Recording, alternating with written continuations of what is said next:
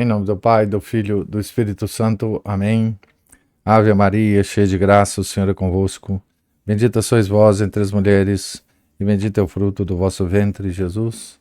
Santa Maria, Mãe de Deus, rogai por nós, pecadores, agora e na hora de nossa morte. Amém. São José, rogai por nós. São Felipe Neri, rogai por nós. Santo Antônio Maria Claret, rogai por nós. São Bernardino de Sena, rogai por nós.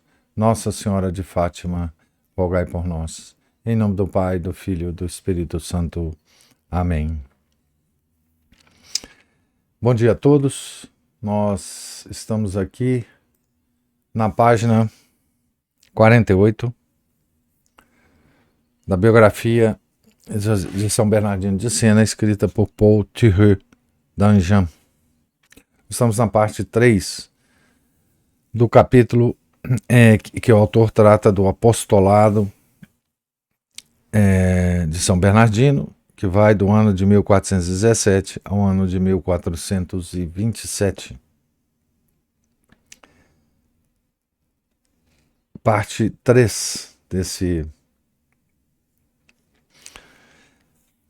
capítulo. Desconhecido que chegara em Milão, Bernardino, daí saiu célebre. Desde então, as cidades pleiteiam a honra de ouvi-lo. De 1419 a 1422, fez-se ouvir na Lombardia, sobretudo em Bérgamo, como Mantua, Cremona, Placência e Brécia. Aqui uma nota diz: só coligindo as informações contidas nas biografias contemporâneas é que se consegue fixar aproximadamente o itinerário dessa pregação. Algumas datas são duvidosas, mas sem importância. Então, o itinerário foi mais ou menos esse aí, né? Em cada cidade demora-se algumas semanas, pregando diariamente, sem descansar um só minuto.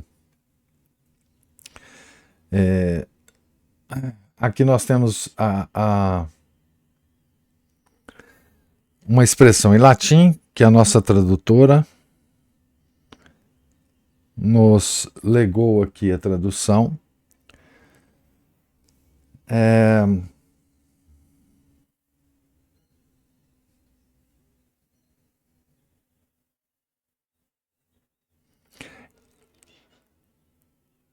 Semper docens, diz energicamente seu velho historiador, que quer dizer o seguinte: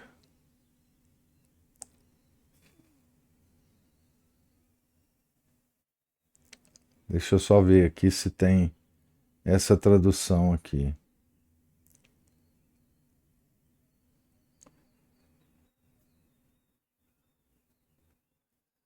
Semper instans, semper insudans, semper ad Dei amoro omnium animus incitam. Acho que aqui agora não tem essa tradução, não.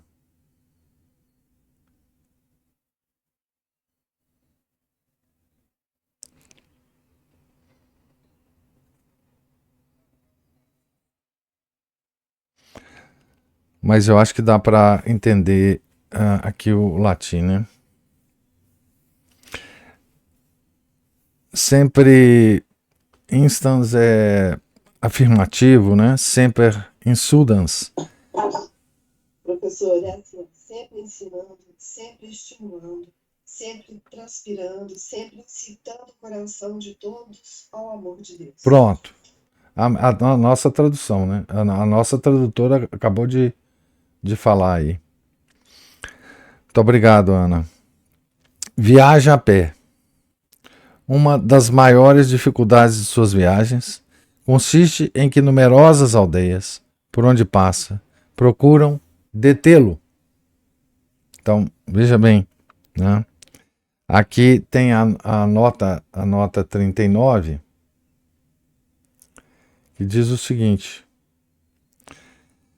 portanto, era difícil para ele percorrer as cidades, vilas e colônias. Isso aqui é uma observação de um dos seus biógrafos, Bernabeus Senensis. E é com o mesmo gosto e entusiasmo que se põe a evangelizar os humildes camponeses.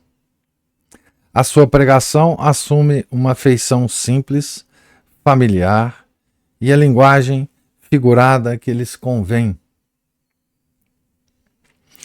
Fala-lhes, diz ainda Bernabeus, grosso modo et per figura quandum. Fala-lhes aproximadamente de uma certa maneira. Esse é o Bernabeus, né, o seu biógrafo, expressão da obra dele. Né? Nas cidades acorre a multidão, por vezes tão numerosa, que necessário se torna armar o púlpito na praça pública, porque não cabe na igreja. Né? Como Vicente Ferrer fala de madrugada após a celebração da missa. Os ouvintes chegam noite fechada para conseguir lugar. Muitos vêm de povoações longínquas, as crianças nos ombros do pai ou nos braços da mãe. Os sermões duram frequentemente 3 ou 4 horas.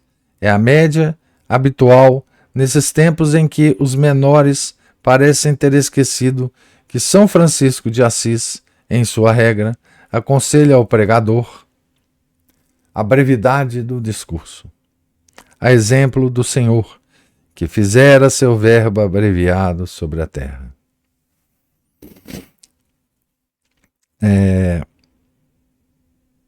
4 horas, né, de sermão. Nenhum cansaço arrefece o zelo de Bernardino. Achando-se em Cremona, durante as vindimas, resolve pregar de noite. Abre aspas, tão de noite, dizia ele próprio mais tarde, que ao despertar do dia já falara 4 horas. E aqui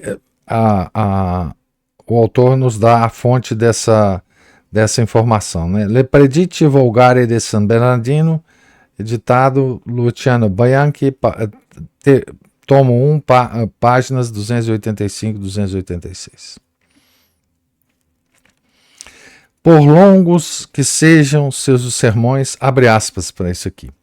Por longos que sejam seus sermões, ouvem-nos, conta Enéas Silvius, com incrível atenção. O orador não dispensa meio algum de sustentar e despertar essa atenção, pela escolha dos assuntos, pela variedade dos desenvolvimentos e, quando necessário, pelo encanto dos apartes. É, sobretudo, relata Marfeus Védius, nos dias de grandes festas, quando a assistência é mais numerosa e mais heterogênea, que Bernardino julga essas digressões necessárias. Então, não mais se preocupa com regras de oratória, passando de uma ideia a outra, levado pela feição natural, engraçada de seu gênio. Amáveis gracejos entremeiam-se aos pensamentos mais graves, com o intuito de divertir os ouvintes, para torná-los mais atentos. Essa é uma regra que todo professor conhece, né? Fazer certos gracejos ao longo dos raciocínios mais difíceis, né? Sua voz, singularmente suave, era, não obstante, clara, pura, sonora, retumbante e perceptível a grande distância. O pregador, por sua voz, era senhor absoluto de sua voz, por sua vez, era senhor absoluto de sua voz, adaptando-a com rara facilidade a todas as circunstâncias do discurso, ora elevando-a, ora abaixando-a, conforme os pensamentos eram elevados ou humildes, severos ou amenos, alegres ou trágicos. Aqui tem uma nota. do Maffeus Védios, né?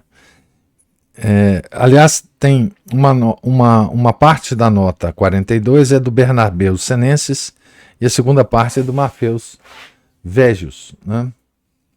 Então vamos lá a nota, tá em latim, né? Fala pura e clara, voz sonora, flancos largos, poderosa, com uma voz muito ressonante,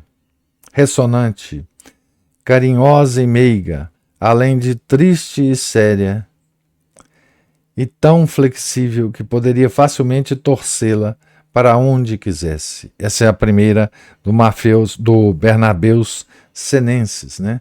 Depois a segunda observação aqui, sua voz era suave, clara, sonora, distinta, explícita, sólida, penetrante, plena, transbordante, elevada e eficaz. Essa é a opinião do Maffeus Védios, né? São todos, essas pessoas, esses biógrafos, são todos que acompanharam a vida, né, do São Bernardino e os seus vários sermões, né? Os contemporâneos são incansáveis em gabar o encanto do que chamam sua pronunciatio. E quem já ouviu a música da língua italiana numa boca toscana compreende o que significa semelhante elogio. Contam que essa qualidade tinha uma origem sobrenatural. Depois de sua profissão, quando das primeiras lides oratórias, a voz de Bernardino era tão rouca que muitos o julgaram por isso inabilitado a pregar. Voltou-se então o jovem religioso para Deus, confiando em que Deus remediaria esse mal se fosse seu destino a pregação. Apenas terminar a oração, um globo de fogo desceu sobre sua boca e daí em diante ficou livre daquela enfermidade. O encanto da voz juntava Bernardino ao encanto da voz, juntava Bernardino à arte do gesto. Tornara-se perito nessa mímica expressiva e animada que os italianos tanto apreciam e que bastava, quase, para suprir a voz aos ouvintes demasiado afastados. O gestual, né? O italiano, ele é mestre nesse negócio, né? Então, aqui tem uma nota que diz assim: Maffeus Védios diz, depois de referir-se aos seus gestos. Então, aqui tem um texto em latim que diz o seguinte: para eles foi capaz de fazer um trabalho tão maravilhoso que ninguém, por mais instruído e treinado em todas as artes da mímica, poderia superá-lo. A vivacidade dessa ação oratória não diminuía, entretanto, a dignidade de sua atitude. Nele tudo respirava respeito e veneração. Numa nota aqui, o autor diz: um biógrafo declara que seus discursos nunca eram ridículi. Nessa época, ainda conservava algo do encanto de seu rosto e da graça de toda a sua pessoa.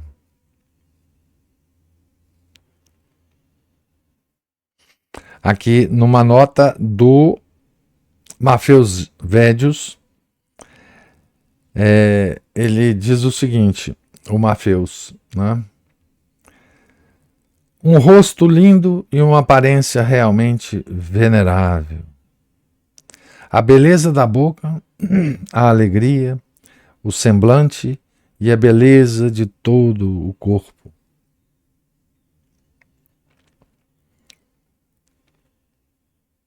Aspectos físicos, né?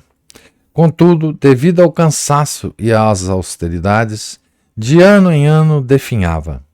Seu semblante enrugava-se e revestia-se de um aspecto de extremo ascetismo, ainda mais acentuado pela pobreza sórdida de seu hábito.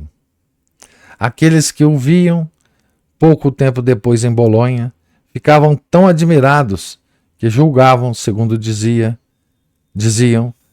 tornar a ver o próprio São Francisco. Aqui, numa nota, se diz: segundo certos biógrafos, este milagre ocorreu em 1423. Milagre da transformação, né? Da aparência de São Bernardino na aparência de São Francisco, né? Aumentava ainda o prestígio do pregador, o que já se murmurava a respeito dos milagres por ele operados. Entre outros, convém citar o que, segundo consta, teve lugar em 1420, quando pregava em Mântua. Aí eu pulei uma nota, né?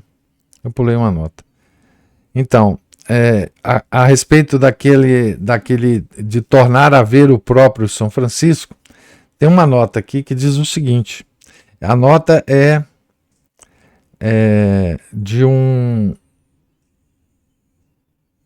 de Signonius. Então, a nota diz o seguinte: seu corpo estava coberto de sujeira, sua magreza contraída por jejuns.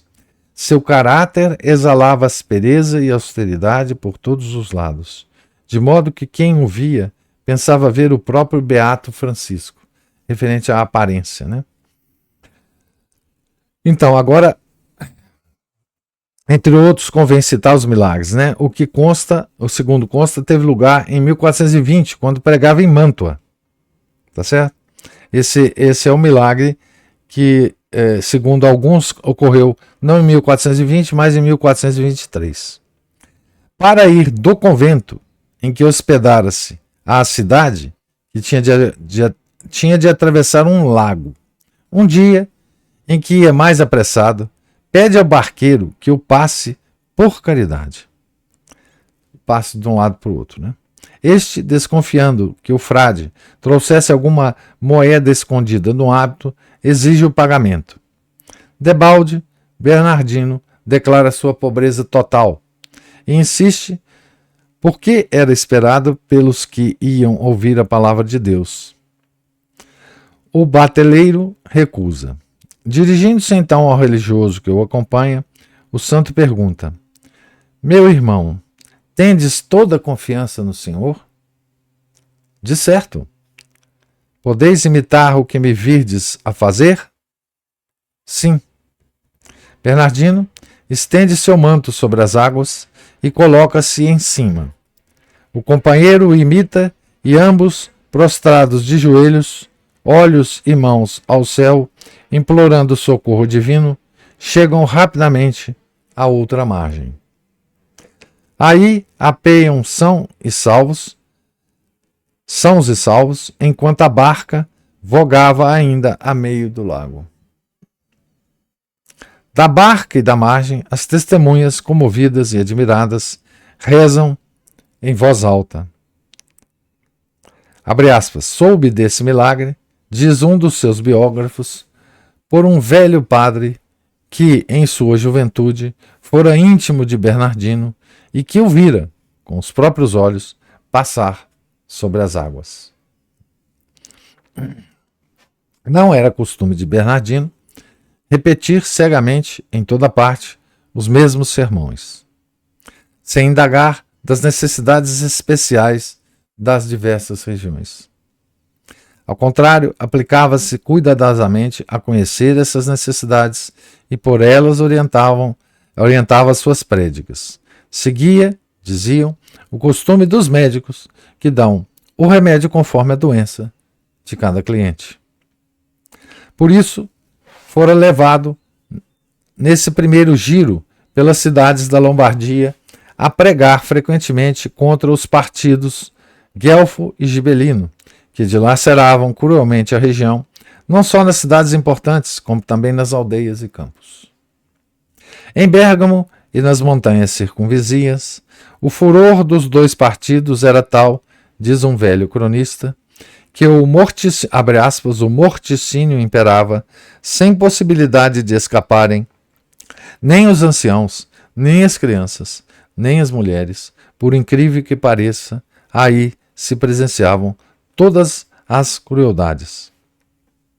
Aqui na nota ele dá a referência a essa informação aqui. Marcos Antônios Bonalius, in commentaris de vita et gestis sanctorum Bergamotum.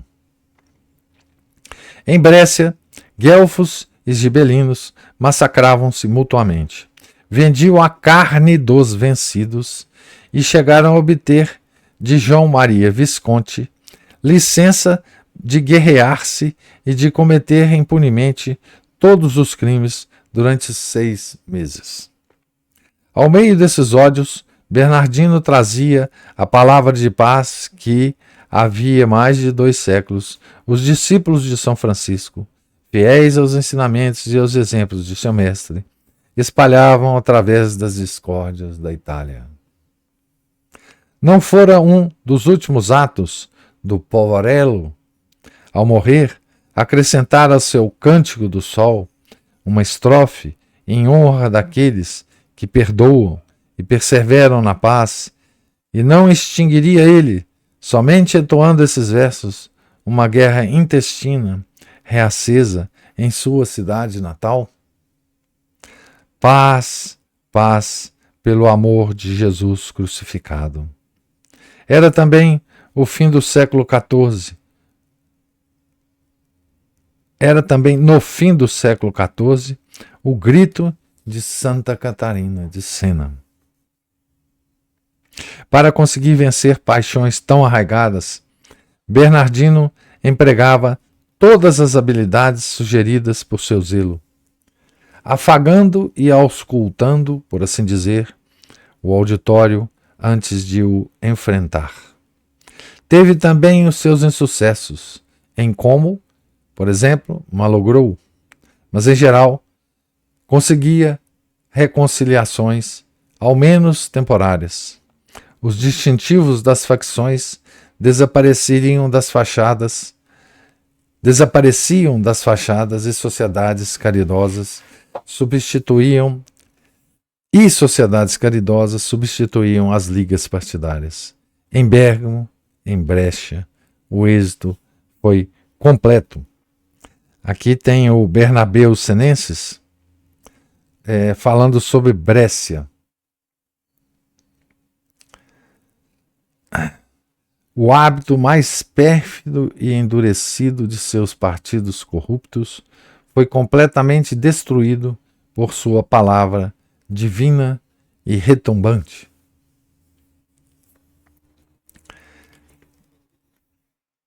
Eu vou parar por aqui, em Brescia, exatamente, para a gente ter tempo de discutir e comentar aqui. Então,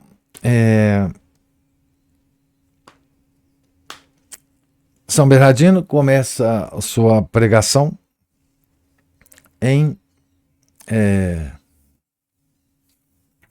Milão. Né?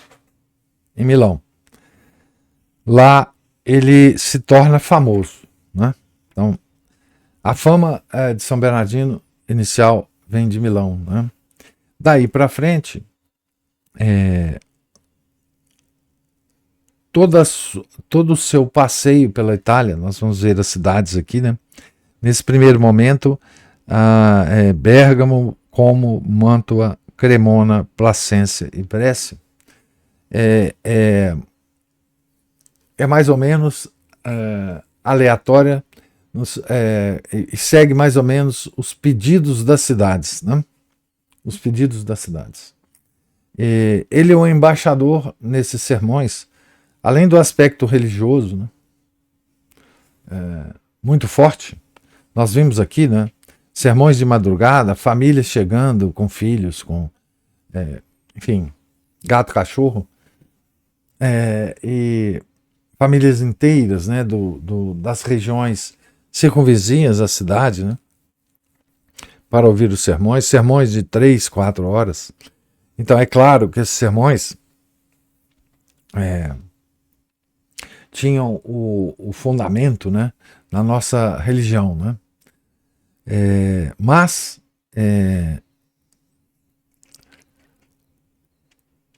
nessa Itália convulsionada, né, o impacto social e político era grande, né? Na verdade,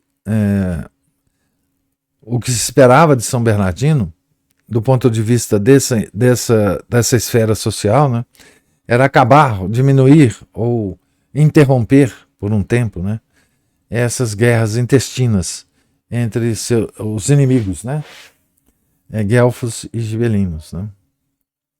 E ele conseguia, né, com seus sermões, né.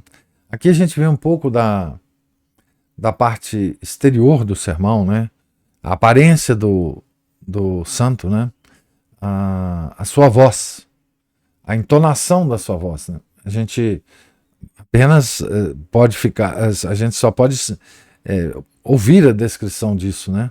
O sermão a gente nunca ouvirá, mas o gestual, né, os gracejos, né, e a firmeza doutrinária, né, que a gente pode imaginar desses sermões, né. E a gente não entende hoje, acho eu, essa paixão que o homem medieval tinha dentro de si, né? Uma das coisas que um autor da Idade Média sempre, eu acho que ele é um mestre na descrição desse modo de ser do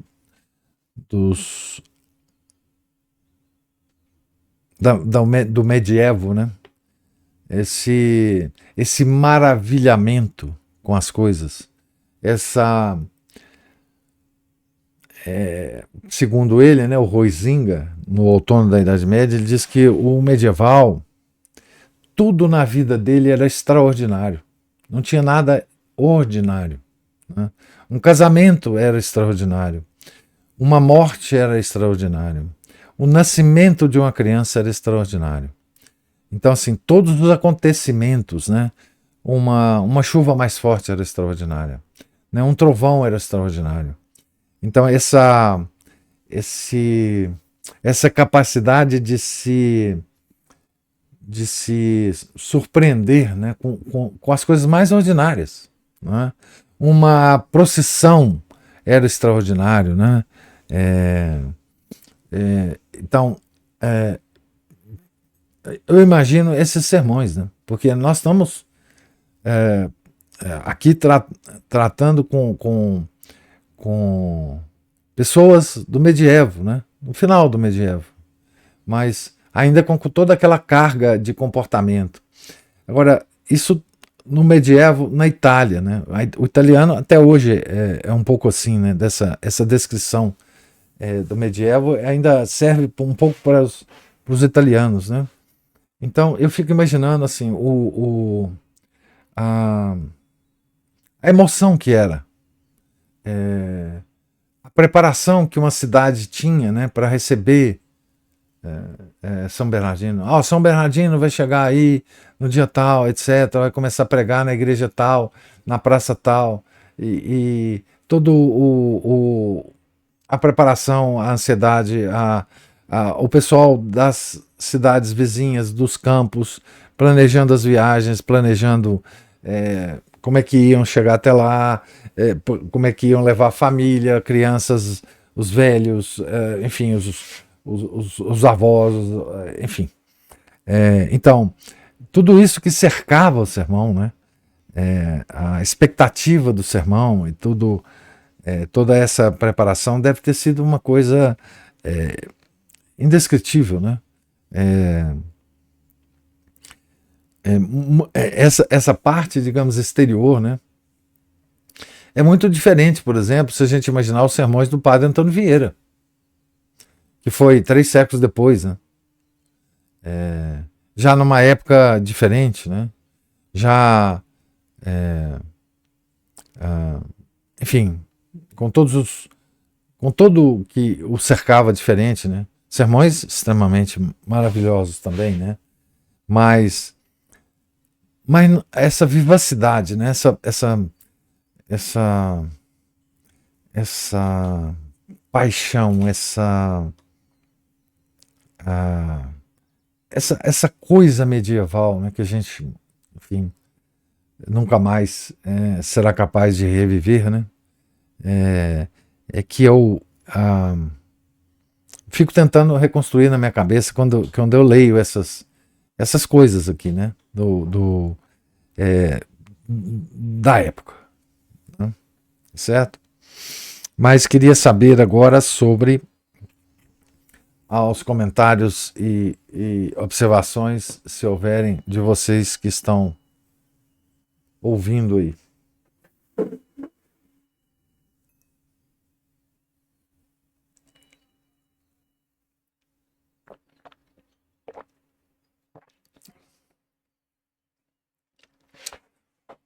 Então, não tendo comentário, Deus lhes pague a presença, a paciência, né? Agradeço aqui especialmente a nossa tradutora das notas, fazendo o trabalho que a editora devia ter feito, né? Ana Paula. Tenham todos um santo dia. Fiquem com Deus. Em nome do Pai, do Filho, do Espírito Santo. Amém.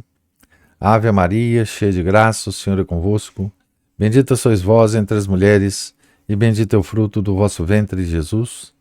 Santa Maria, Mãe de Deus, rogai por nós, pecadores, agora e na hora de nossa morte. Amém. São José, rogai por nós. São Felipe Neri, rogai por nós. Santo Antônio Maria Claré, rogai por nós. São Bernardino de Sena, rogai por nós. Nossa Senhora de Fátima, rogai por nós. Em nome do Pai, do Filho, do Espírito Santo. Amém.